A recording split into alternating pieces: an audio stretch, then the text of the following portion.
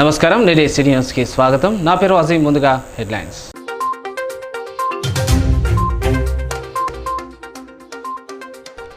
గంజాయి స్మగ్లర్లను అరెస్టు చేసిన మంచిర్యాల పోలీసులు. యువత మత్తు పదార్థాలతో జీవితాన్ని నాశనం చేసుకోవద్దన్న డీసీపీ భాస్కర్.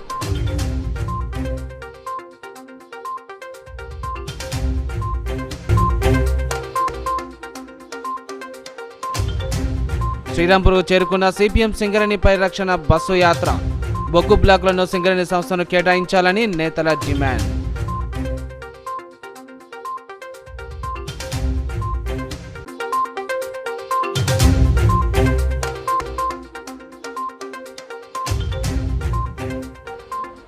బీజేపీ నాయకులపై మండిపడ్డ కాంగ్రెస్ నాయకులు. మంచిర్యాల ఎమ్మెల్యే ప్రేమ్సాగర్పై అసత్య ఆరోపణలు మానుకోవాలని హితవు.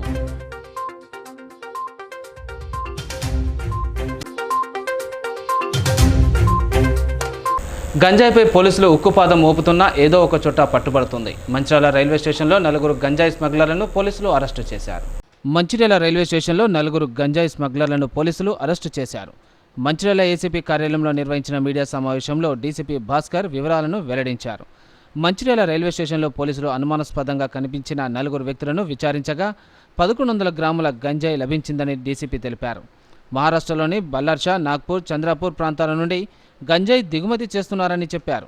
మంచిర్యాలకు చెందిన భూక్యా సారయ్య, అల్మేకర్ శ్యామ్, వెంకటేష్లు చెడు అలవాట్లు, జల్సాలకు అలవాటు పడి డబ్బులు సరిపోకపోవడంతో మహారాష్ట్ర బల్లార్షలో పాన్ షాప్ నడుపుతున్న ఎస్కే రిజ్వాన్ వద్ద కిలోకు 16,000 రూపాయలకు గంజాయి తీసుకొచ్చి మంచిర్యాల ప్రాంతంలో యువకులకు 20 గ్రాములకు 200 రూపాయల చొప్పున గంజాయి విక్రయిస్తున్నారని డీసీపీ వివరించారు. గోదావరిఖనికి చెందిన ప్రేమ్ అనే వ్యక్తికి రైల్వే స్టేషన్లో గంజాయి అమ్ముతుండగా 4 వ్యక్తులు పట్టుబడ్డారని తెలిపారు. వీరి వద్ద నుండి 1100 గ్రాముల గంజాయి, 4,000 రూపాయలు, 4 సెల్ ఫోన్లను స్వాధీనం చేసుకుని రిమాండ్కు పంపించినట్లు డీసీపీ తెలిపారు. గంజాయిని అరికట్టేందుకు నార్కోటిక్ డ్రగ్స్ టెస్టింగ్ కిట్లను ప్రతి పోలీస్ స్టేషన్లో అందుబాటులో ఉంచామన్నారు.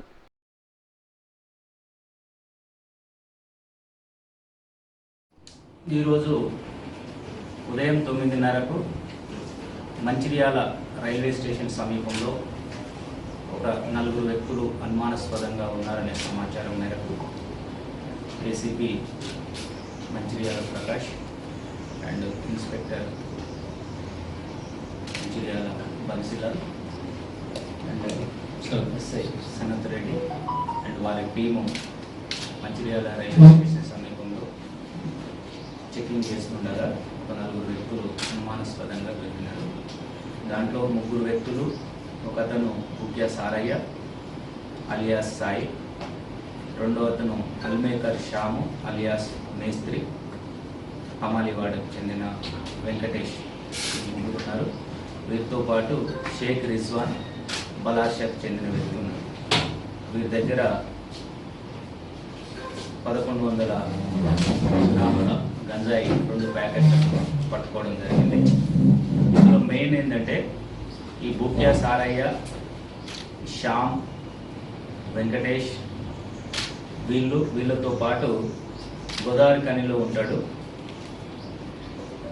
అతను ప్రేమ్. వీళ్ళు 4 గతంలో గంజాయికి తాగడంతో పాటు గంజాయిని తీసుకొచ్చి అమ్ముతున్నారు. వీళ్ళు బలార్షా, మహారాష్ట్రలోని బలార్షా, చంద్రాపూర్ లాంటి ప్లేస్లలో ట్రైన్లలో వెళ్ళడము, అక్కడ అందుబాటులో ఉంటే అక్కడ గతంలో తీసుకొచ్చి ఇక్కడ ఉన్న యువతకు దాదాపు ఒక ప్యాకెట్ 20 గ్రాముల ప్యాకెట్ని 200 రూపాయలకు అమ్ముతూ డబ్బులు సంపాదించుకుంటున్నారు. ఆ విధంగా పరిచయమైన వ్యక్తి రిజ్వాన్. ఇతను బలార్షాకు చెందినవాడు. ఇతను 2-3 రోజుల క్రితం మాకు మాల్ అవసరం ఉంది, వీళ్ళు తీసుకొచ్చి ఇవ్వండి అని చెప్తే 2 ప్యాకెట్లు తీసుకొని రావడం జరిగింది. దీంట్లో ఫస్ట్ వీళ్ళకు 8,000 రూపాయలకు ½ కేజీ, దాంట్లో ఆల్రెడీ 4,000 అంతకుముందు పే చేసినారు. ఈరోజు రైల్వే స్టేషన్లో 4,000 పే చేసిన తర్వాత ఇన్స్పెక్టర్ గారు వారి టీం వాళ్ళకి పట్టుకోవడం జరిగింది. ప్రేమ్కు ఇవ్వడం కోసం ఇంకొక ప్యాకెట్ కూడా సీజ్ చేసినాము. ఈ కేసులో ప్రేమ్ గోదావరిఖని చెందినవాడు పరారులో ఉన్నాడు. ఇందులో మేస్త్రి అనే అతను పాత నేరస్తుడు. కేసు సాయి మీద లేదు, కానీ వీళ్ళు గతం నుంచి కూడా అమ్ముతూనే ఉన్నారు. మేస్త్రి మీద చాలా కేసులు, దాదాపు 10-15 కేసులు. వాహనదారులు తప్పనిసరిగా ట్రాఫిక్ నిబంధనలు పాటించాలని సిసిసి నస్పూర్ ఎస్ఐ సుగ్నాకర్ సూచించారు. మంచిర్యాల డీసీపీ భాస్కర్, ఏసీబీ ప్రకాష్ల సూచనల మేరకు మంగళవారం సాయంత్రం సిసిసి కార్నర్ వద్ద వాహనాల తనిఖీలు, డ్రంక్ అండ్ డ్రైవ్ కార్యక్రమాన్ని చేపట్టారు. ఈ సందర్భంగా వాహనదారుల పత్రాలను పరిశీలించారు. ఈ తనిఖీలో నెంబర్ ప్లేట్ లేని 10 ద్విచక్ర వాహనాలు, మైనర్లో డ్రైవింగ్ చేసిన 2 వాహనాలను పోలీసులు సీజ్ చేశారు. ఈ సందర్భంగా ఎస్ఐ సుగ్నాకర్ వాహనదారులకు ట్రాఫిక్ నిబంధనలపై అవగాహన కల్పించారు. ప్రజలు తమ వాహనాలతో బయటికి వచ్చేటప్పుడు తప్పనిసరిగా పత్రాలు తీసుకురావాలని, ట్రాఫిక్ నిబంధనలు పాటిస్తూ డ్రైవింగ్ చేయాలని సూచించారు. మద్యం సేవించి వాహనాలు నడిపించేవారు ఎక్కువగా రోడ్డు ప్రమాదాలకు గురవుతున్నారని, ఎట్టి పరిస్థితుల్లో మద్యం సేవించి వాహనాలు నడపవద్దన్నారు. మైనర్ పిల్లలకు వాహనాలు ఇవ్వవద్దని సూచించారు. యువకులు ర్యాష్ డ్రైవింగ్ చేయవద్దని, గంజాయికి దూరంగా ఉండాలన్నారు. కేసుల నమోదుతో భవిష్యత్తులో ఉద్యోగాలు రాకుండా పోతాయన్నారు. ఈ కార్యక్రమంలో పోలీస్ కానిస్టేబుల్ పాల్గొన్నారు. డీసీపీ మంచిర్యాల మరియు ఏసీపీ గారుల సూచనల మేరకు ఇక్కడ వెహికల్ చెకింగ్ నిర్వహించి drunk and drive and without number ప్లేట్లు సీజ్ చేయడం జరిగింది. ఒక 10 vehicles without number plate and 2 minor driving seize చేయడం జరిగింది. దీనిలో భాగంగా ప్రజలకు కూడా ట్రాఫిక్పై అవేర్నెస్ కలిగించడం జరిగింది. కేంద్ర ప్రభుత్వం బడ్జెట్లో తెలంగాణకు ఎన్ని నిధులు కేటాయించిందో మంచిర్యాల జిల్లా బీజేపీ నేతలు ప్రజలకు బహిరంగ పరచాలని కాంగ్రెస్ నాయకులు డిమాండ్ చేశారు. మంగళవారం మీడియా సమావేశంలో కాంగ్రెస్ నేతలు హేమలత, శ్రీపురం రాజేష్ మాట్లాడుతూ కేంద్రం నిధులు ఎన్ని ఇచ్చింది, కేంద్ర మంత్రులు ఎన్ని పథకాలు తీసుకువచ్చారో చెప్పాలని అన్నారు. మంచిర్యాల నియోజకవర్గంకు ఎమ్మెల్యే ప్రేమ్సాగర్ ఏమీ చేయలేదని తప్పుడు విమర్శలు చేయడం బీజేపీకి తగదని హితవు పలికారు. ప్రేమ్సాగర్ కరకట్టకు ఎత్తిపోతల పథకం, మాతా శిశు ఆసుపత్రి నిర్మాణంకు అనుమతులు తెచ్చారని గుర్తు చేశారు. గెలిచి 6 నెలలు కాలేదు, అప్పుడే తొందరపడితే ఎలా అని బీజేపీని ప్రశ్నించారు. ఇంకా సమయం ఉంది, నియోజకవర్గం ఎంతో అభివృద్ధి చెందుతుందో బీజేపీ నేతలు కల్లారా చూసే రోజులు ముందున్నాయని అన్నారు. గత కేసీఆర్ ప్రభుత్వం ఖాళీ ఖజానా ఇచ్చి వెళ్ళిందని, రాష్ట్ర ఆర్థిక స్థితిగాడిలో పెట్టడం ఎంత కష్టమో పాలనకు తలపోటు మీకు తెలియదా అని విమర్శించారు. పార్టీలోకి ఎవరు వచ్చినా తప్పు చేసిన వారిని ప్రేమ్సాగర్ క్షమించరని, అందుకు అనేక ఉదంతాలు ఉన్నాయని అన్నారు. మన కాన్స్టిట్యున్సీ ఎమ్మెల్యే గారి పైన, కాంగ్రెస్ పార్టీ పైన అనాలోచితమైన మరియు ఎలాంటి వివేకం లేని విమర్శలు చేయడం జరిగింది. పార్టీ ప్రతినిధులుగా మేము వారిని ఖండించకపోతే ఆ మాటలు నిజమే అని ప్రజలు అనుకునే అవకాశం ఉంది. కాబట్టి ఈ పత్రికేయ సమావేశంలో సరైన వివరణలు ఇవ్వడం జరుగుతుంది. మా ఎమ్మెల్యే గారు గెలిచిన తర్వాత మరి మంత్రి పదవుల కోసమే ఇక్కడ 3 కాంగ్రెస్ ఎమ్మెల్యేలు కూడా తిరుగుతున్నారు ఢిల్లీ చుట్టూ, హైదరాబాద్ చుట్టూ.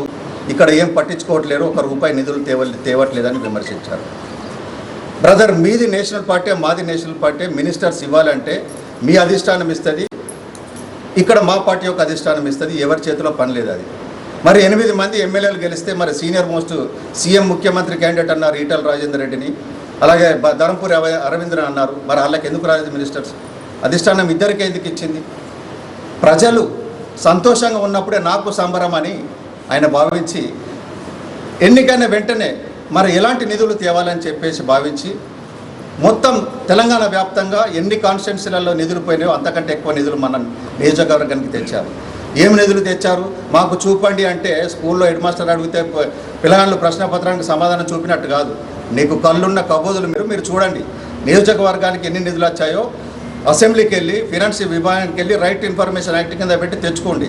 లేకపోతే ఎమ్మెల్యే గారు పెట్టిన ప్రెస్ మీట్లో మీరు నాలెడ్జ్ పెట్టి చూడండి, పత్రికల్లో వచ్చిన ప్రకటనలు చదవండి. ఎన్ని నిధులు తెచ్చారో మీకు తెలుస్తూ ఉంటుంది. ఎమ్మెల్యే గారు తను గెలిచిన తర్వాత దాదాపు 225 కోట్ల రూపాయల నిధులు తేవడం జరిగింది మన కాన్స్టిట్యున్సీ. మరి మీరెక్కడండి? ఈయన నామినేషన్ చేసినప్పటి నుంచి ఆయనకున్న బ్లాక్ మనీని వైట్ చేసుకోవడం కొరకు చారిటబుల్ ట్రస్ట్ పెట్టి ఆ చారిటబుల్ ద్వారా ఓటర్లకు డబ్బులు పంచి, ఆజిపూర్లో లాస్ట్ ఎమ్మెల్యే ఎలక్షన్స్ అప్పుడు ఆజిపూర్లో డబ్బులు పంచారు. 2 days before the election cot hold the amount. ఎవరి అవి? మీకు ఆ డబ్బులు పంచారు కాబట్టి ఆ మాత్రం ఓట్లు వచ్చాయి. ఎమ్మెల్యే గారి 1,00,000 ఓట్ల మెజారిటీకి అతి సమీపంలో 33,000 ఓట్లు మాత్రం తగ్గాయి. ఓడిపోయినప్పుడు ఎన్ని ఓట్లు పోయారు? మీకు ఎన్నైతే 400 ఓట్లు వచ్చాయి ఆ అసెంబ్లీ ఎలక్షన్లో, మా ఎమ్మెల్యే గారు 4200 ఓట్ల మెజారిటీ, తక్కువ మెజారిటీతో ఓడిపోయారు. అంటే మీకు మాకు కంపారిజన్ లేదు. చూస్తూనే మేము అనాలంటే అంటామా? మేము అనలేము, కానీ అనలేమంటున్నారు. ఇంకొకసారి మీరు ఎవరైనా ఇలా మాట్లాడితే నాలుగా కోయడానికి కూడా మా కార్యకర్తలు రెడీగా ఉన్నారు. అని మేము అనట్లేదు. మేము కూడా సమాధానం అదే విధంగా చెప్తాం. మేము ఊరుకునే పరిస్థితి లేదు. చట్టరీత్యా చర్యలు తీసుకుంటాం. ప్రత్యక్షంగా కూడా మేము సమాధానం చెప్పే అవసరం మాకు ఉంటుంది. నాకైతే నిజంగా షేమ్ అనిపిస్తుంది. మేము ఇప్పుడు మా సార్ ఎప్పుడు వచ్చినా ఒక మీటింగ్ పెట్టిందంటే నేను ఈ నిధులు తీసుకొచ్చినా, ఈ పని చేసినా, లేదు సీఎం రిలీఫ్ ఫండ్ తీసుకొచ్చినా, నేను హాస్పిటల్ శాంక్షన్ చేసుకొచ్చినా, కాలేజీ తీసుకొచ్చినా, అమృత్ పథకంలో ఇవి తీసుకొచ్చినా అనడానికి మా సార్ పెడుతున్నారు. ఇవన్నీ చూసి అంటే మంచిర్యాలలో గత 20 సంవత్సరాల నుంచి వెనుకబడిన అభివృద్ధి ఇప్పుడు ప్రగతి పదంలో దూసుకుపోవడంతో ఇద్దరు ఒక్కటైనా రెండో ప్లేస్కే వెళ్ళిండ్రు. నిన్న మొన్నటి ఎంపీ ఎలక్షన్లో ఇద్దరు ఒక్కటై పోటీ చేసిన రెండో స్థానంలో ఉన్నారు. కాబట్టి వాళ్ళు ఏమనుకుంటున్నారంటే ఇలాగే పోతే మనకు ప్రేమ్ సాగర్ రావు గారికి ఎదురుండదు, కాబట్టి మనం ఏదో ఒకటి చెయ్యాలి అంటే మేము ప్రతిపక్షంలో ఉన్నామని పదే పదే మాట్లాడుతున్నారు వాళ్ళు. మీరు ప్రతిపక్షంలో ఎట్లున్నారు? మేము అంటున్నాం మేము ప్రతిపక్షంలో ఉన్నాం. ఈ రాష్ట్రంలో మీరు కేంద్రంలో అధికారంలో ఉన్నారు. గత 10 సంవత్సరాల నుంచి చేసింది ఏంది? ఇప్పుడు గెలిచిన దగ్గర నుంచి మీరు ఇచ్చిన నిధులు ఎన్ని? పార్లమెంట్ అసెంబ్లీ సమావేశాలు ముగియక ముందే మంచిర్యాలకు వచ్చిన నిధులు ఎన్ని అని ప్రశ్నిస్తున్నారు కదా. మరి కేంద్ర బడ్జెట్లో మంచిర్యాలకి ఎన్ని నిధులు తీసుకొచ్చిండ్రు? మంత్రి పదవుల కోసం మాట్లాడుతున్నారు. మంత్రి పదవులు అదే ఎవరైనా అడుగుతారు కదా. అక్కడెవరో కిషన్ రెడ్డికి మంత్రి పదవి వస్తే ఇక్కడ మీరు పటాకులు కాల్చలేదా? మాకు మా జిల్లాలో మా వాళ్ళకి మేము మంత్రి పదవులు రావాలనుకుంటాం, కానీ మీకైతే ఇవ్వం కదా. మా వాళ్ళే కదా. మా ఇంట్లో పంచాయతీ కోసం మీకేం పంచాయతీ? అది నాకు అర్థం కాలేదు కదా. ఇక్కడ గెలిచిన 3 ఎమ్మెల్యేలు ఉన్నారు, 3కి అడిగే అధికారం ఉంది. కాకపోతే అధిష్టానం అక్కడ అంచనా వేస్తుంది. ఎవరు ఎంత పని చేసిండ్రు, పార్టీని పట్టుకొని ఉన్నారు, డెవలప్ చేసిండ్రు, ఆ సీనియారిటీ ఇవన్నీ లెక్కలోకి తీసుకున్నా ఏదో మా పరిగణనలు, మా అంచనాలు, మా అధిష్టానం తీసుకునే నిర్ణయానికి కూడా మీరు అవసరం లేని సలహాలు ఇవ్వడం అయితే కరెక్ట్ కాదు. ఇంకా ఒకటి కాఫ్రాకు సంబంధించింది, ఇది 2018 ఎలక్షన్లో వచ్చింది, మొన్నటి ఎలక్షన్లో వచ్చింది, ఎంపీ ఎలక్షన్ అంటే ఇప్పుడు మంత్రి పదవి అంటే కూడా మళ్ళీ తెర మీదకి వస్తుంది. అది కోర్టులో ఉన్న కేసు అని చెప్పి సార్ ప్రత్యేకంగా ప్రెస్ మీట్ పెట్టి చెప్పారు. ఆ కేసు పూర్తిగా నిర్ధారణ అయినాక తర్వాతనే మీరు దాని మీద మాట్లాడే అవకాశం ఉంటుంది. ఇట్లా పదే పదే వ్యక్తిగత విషయాలకు పోతే మీ మీద కూడా కేసులు అవుతాయి. రఘునాథ్ గారు, మీరు అన్పార్లమెంటరీ మీ కింది వాళ్ళతో మాట్లాడించినంత మాత్రాన అది మీ శ్రేణులు మీరు మాట్లాడిన కిందికే వస్తుంది. కాబట్టి దయచేసి ఇట్లాంటి అంటే నిర్ధారించలేని నిరాధార ఆరోపణలు చేయడం మీ వాళ్ళకి తగ్గించుకోమని చెప్పి. సింగరేణి బొగ్గు బ్లాకుల ప్రైవేటీకరణతో సంస్థ మనుగడ ప్రశ్నార్థకంగా మారుతుందని సిపిఎం నాయకులు ఆందోళన వ్యక్తం చేశారు. సిపిఎం ఆధ్వర్యంలో చేపట్టిన సింగరేణి పరిరక్షణ బస్సు యాత్ర శ్రీరాంపూర్కు చేరుకుంది. శ్రీరాంపూర్ కాలనీలో కార్మికుని విగ్రహానికి నాయకులు పూలమాలలు వేసి నివాళులు అర్పించారు. అనంతరం SRP 3 ఏరియా వర్క్షాప్ శ్రీరాంపూర్ OCPలో పర్యటించి కార్మికులను కలిసి వారి సమస్యలు అడిగి తెలుసుకున్నారు. ఈ సందర్భంగా సిపిఎం రాష్ట్ర కార్యదర్శి వర్గ సభ్యుడు వీరయ్య, CITU రాష్ట్ర ప్రధాన కార్యదర్శి నరసింహులు మాట్లాడారు. బొగ్గు బ్లాకుల విషయంలో బీజేపీ, కాంగ్రెస్ ప్రభుత్వాలు నాటకాలు ఆడుతున్నాయని ఆరోపించారు. వెంటనే సింగరేణికి బొగ్గు బ్లాకులు కేటాయించాలని వారు డిమాండ్ చేశారు. ఏజెన్సీ ప్రాంతాల్లో ఉన్న బొగ్గు బ్లాకులను ప్రైవేటు సంస్థలు దక్కించుకుంటే బొగ్గు ఉత్పత్తి తీయలేరని అన్నారు. కేంద్రంలోని బీజేపీ ప్రభుత్వం వెంటనే బొగ్గు బ్లాకులను సింగరేణికి అప్పగించాలని వారు డిమాండ్ చేశారు. AITUC, INTUC నాయకులు సింగరేణి సంస్థ గనుల వేలంలో పాల్గొనాలని వినతి పత్రాలు ఇస్తూనే మరోపక్క కార్మికుల వద్ద పోరాటాలు చేస్తున్నట్లు పోజులు కొడుతున్నారని ఆరోపించారు. వారు తమ ద్వంద్వ వైఖరి మానుకోవాలని హితవు పలికారు. ఈ కార్యక్రమంలో నాయకులు భూపాల్, ఆశయ్య, సంఖ్యరవి, ప్రకాష్, దుంపల రంజిత్ కుమార్, బాలాజీ, శ్రీనివాస్, చంద్రశేఖర్, గంగాధర్చారి, రాజ్ కుమార్, అశోక్ తదితరులు పాల్గొన్నారు.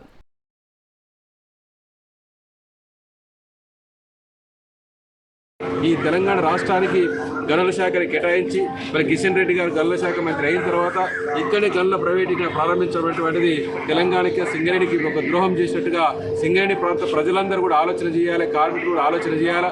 బీజేపీ దుర్మార్గాలు ఎండగట్టాలి. ఎందుకంటే కేంద్ర ప్రభుత్వానికి, రాష్ట్ర ప్రభుత్వానికి మన సింగరేణి ప్రతి సంవత్సరం కొన్ని వేల కోట్ల రూపాయల డివిడెండ్ రూపంలో చెల్లిస్తూ ఉంది. అభివృద్ధిలో పాలు పంచుకుంటూ ఉన్నది. వేల మందికి ఉపాధి కల్పిస్తూ ఉన్నది. లక్షల మందికి పరోక్షంగా ఉపాధి కల్పిస్తూ ఉన్నది. ఈ ప్రాంత అభివృద్ధిలో సింగరేణి ప్రాంతం మరవలేనిది. కాబట్టి సింగరేణిని మనం కాపాడుకుందాం, దీన్ని రక్షించుకుందాం, కేంద్ర బీజేపీ కుట్రలను ఎదురేద్దామని చెప్పి సందర్భంగా మీరందరూ ఆలోచన చేసి సిపిఎం పార్టీ చేపట్టినటువంటి ఈ యొక్క యాత్ర, సింగరేణి పరిరక్షణ యాత్రకు మీరందరూ కూడా.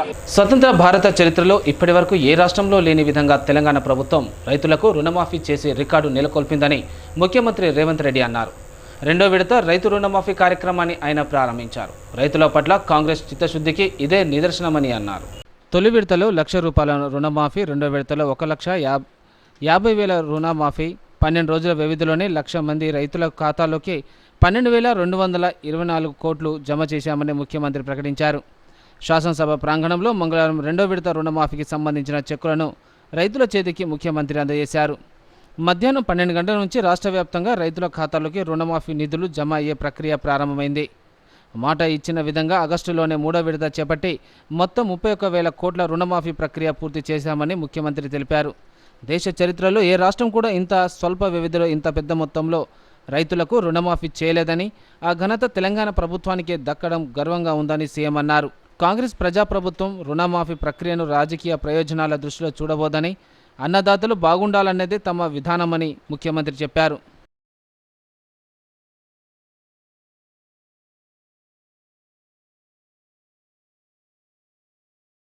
కాంగ్రెస్ బీసీలకు ఇచ్చిన హామీలను వెంటనే నెరవేర్చాలని డిమాండ్ చేస్తూ రాష్ట్ర బీజేపీ ఓబీసీ మోర్చా ఆధ్వర్యంలో మంచిర్యాల జిల్లా కలెక్టర్ కార్యాలయం ఎదుట నిరసన ఆందోళన కార్యక్రమాన్ని నిర్వహించారు. అనంతరం వారు కలెక్టర్కు వినతి పత్రం అందజేశారు. ఈ సందర్భంగా నాయకులు మాట్లాడుతూ కాంగ్రెస్ పార్టీ బీసీలకు కామారెడ్డి బీసీ డిక్లరేషన్కు బడ్జెట్లో తగిన నిధులు కేటాయించకపోవడం పట్ల నిరసన కార్యక్రమాలు చేపడుతున్నట్లు చెప్పారు. రాష్ట్ర జనాభాలో 50% పైగా ఉన్న బీసీలకు బడ్జెట్లో 9,200 కోట్లు మాత్రమే కేటాయించడం అన్యాయమన్నారు. వెంటనే ప్రభుత్వం 50,000 కోట్లు కేటాయించాలని డిమాండ్ చేశారు. స్థానిక సంస్థల ఎన్నికల్లో బీసీల 42% రిజర్వేషన్లు పెంచాలన్నారు. ఈ కార్యక్రమంలో ఓబీసీ జిల్లా అధ్యక్షుడు బొద్దుల మల్లేశం, నాయకులు కొండపాక చారి, మాధం మల్లేష్, ఎనగందుల కృష్ణమూర్తి, వెంకటేశ్వరరావు, సత్రం రమేష్, బద్రి శ్రీకాంత్, పొన్నవేని సదానందం, కుర్ర చక్రవర్తి తదితరులు పాల్గొన్నారు. బీసీలకు స్థానిక సంస్థల్లో 23%ని 42% పెంచుతారని చెప్పేసి హామీ ఇవ్వడం జరిగింది. అది కూడా ఇవాళ దాటవేయడం జరిగింది.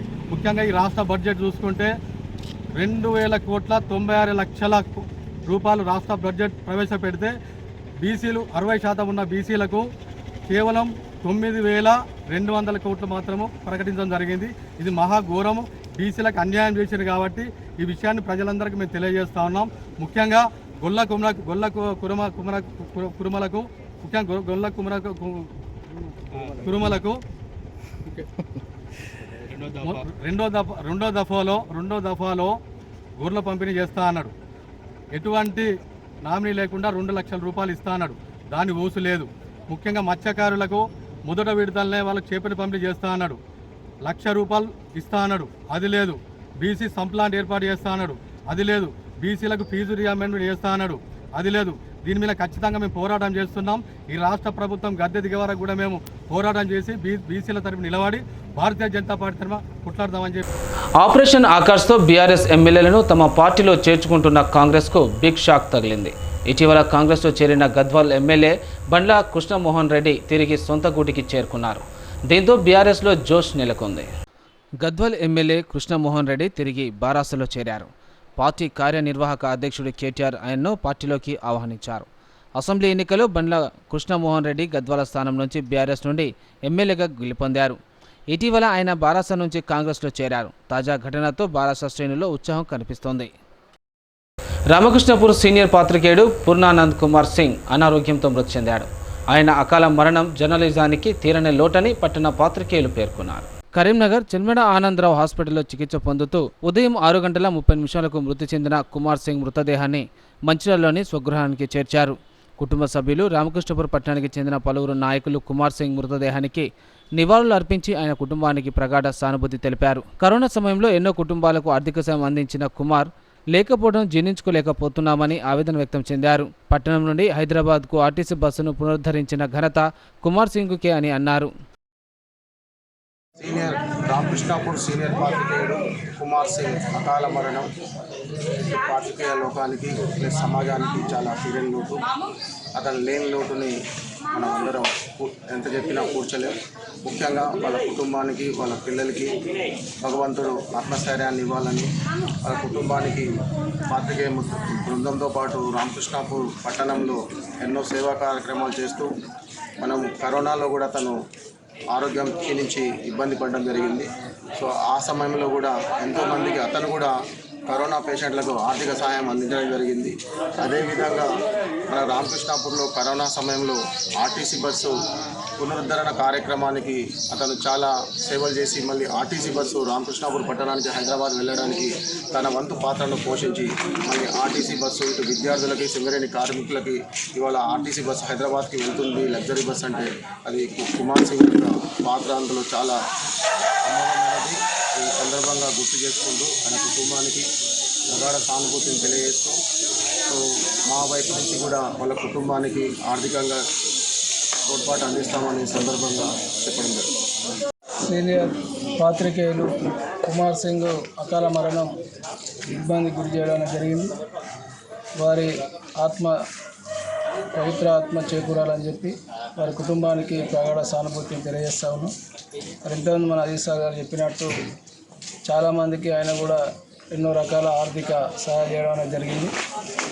మరి ఆయన లేనటువంటి లోటు ఇలా పాత్రికా రంగానికి అక్కడ ఉన్నటువంటి రామకృష్ణపూర్ ఏరియాకు కూడా తీరని లోటు. ఇవాళ ఏదైనా దూర ప్రయాణాలకు వెళ్ళాలంటే ఇవాళ ఆర్టీసీ రిజర్వేషన్లు సౌకర్యం కల్పించినటువంటి వ్యక్తి.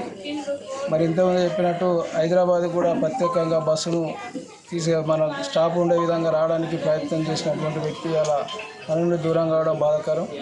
మరి వాళ్ళ కుటుంబానికి కూడా భగవంతుడు ధైర్యాన్ని ఇవ్వాలని చెప్పి మరి సిపిఐ పార్టీ తరఫున విద్యార్థులకు నైపుణ్య శిక్షణ అందించి ఉద్యోగ అవకాశాలు కల్పించాలనే లక్ష్యంతో తెలంగాణ ప్రభుత్వం అసెంబ్లీలో స్కిల్స్ యూనివర్సిటీ బిల్లును అసెంబ్లీలో ప్రవేశపెట్టింది. పరిశ్రమలు ఐటీ శాఖ మంత్రి దుద్దిల శ్రీధర్ బాబు శాసనసభలో ఈ బిల్లును ప్రవేశపెట్టారు. శాసనసభలో మంగళవారం ఉదయం పరిశ్రమల ఐటీ శాఖ మంత్రి దుద్దిల శ్రీధర్ బాబు బిల్లును సభ ముందుకు తెచ్చారు. విద్యార్థులకు నైపుణ్యం శిక్షణ అందించి ఉద్యోగ అవకాశాలు కల్పించే సమున్నత లక్ష్యంతో ప్రైవేట్ సంస్థల భాగస్వామ్యంతో స్కిల్స్ యూనివర్సిటీని ప్రభుత్వం ఏర్పాటు చేస్తుందన్నారు. ఉపాధి అవకాశాలు ఉన్న రంగాలకు సంబంధించి వివిధ కోర్సులను ఆ యూనివర్సిటీలో నిర్వహించి ఏటా 20,000 మంది విద్యార్థులకు శిక్షణ ఇచ్చేలా దీనిని తీర్చిదిద్దుతున్నామన్నారు. Honorable Speaker, sir, I beg to move for leave to introduce the Young India Skills University Public-Private Partnership Bill 2024. Motion moved. The question is that the Young India Skills University Public-Private Partnership Bill 2024 be introduced. Those who are for the motion, please say aye. Those who are against, please say no. Ayes have it. Ayes have it. The motion is carried and the bill is introduced. City news ముగించే ముందు headlines మరోసారి.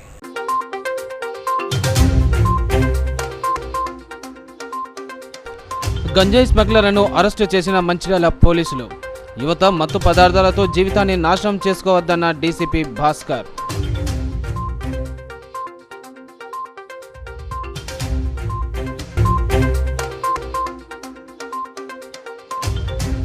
శ్రీరాంపూర్కు చేరుకున్న CPM Singareni పరిరక్షణ bus యాత్ర. బొగ్గు బ్లాకులను సింగరేణి సంస్థను కేటాయించాలని నేతల డిమాండ్.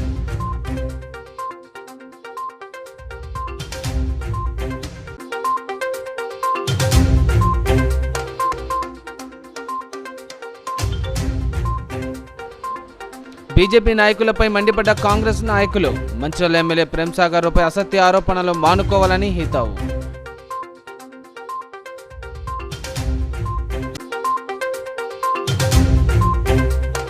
నేటి సిటీ న్యూస్ ఇంతటితో సమాప్తం. తిరిగి ప్రసారమైన సిటీ న్యూస్తో మళ్ళీ కలుసుకుందాం. అందరికి సెలవు. నమస్కారం.